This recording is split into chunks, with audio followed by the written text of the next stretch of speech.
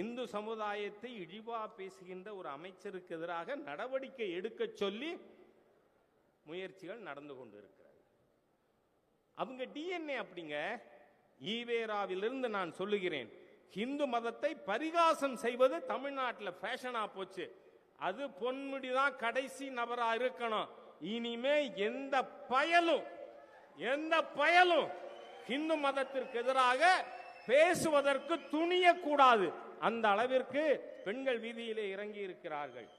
நிச்சயமா சொல்றேனா, இந்துக்களை இன்னைக்குமே சொல்றேன், பாம்புன்னா சீரணும்,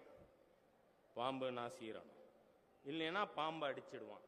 அதனால நான் சொல்றேன், இந்த திராவிடியன் ஸ்டாக் இழிந்த சக்தி ஈனப்பிறவிகள், ஹிந்து விரோத தீய சக்திகள் வேரோடும் வேரடி மண்ணோடும் தமிழகத்திலே அரசியல் கட்டிலிருந்து தூக்கி எறியப்பட்டாக வேண்டும். அதற்கு தலைமை தாங்க இப்பொழுது பொறுப்புக்கு வந்திருக்கிறார் நம்முடைய அருமை சகோதரர் திரு நயினார் நாகேந்திரன் அவர்கள்.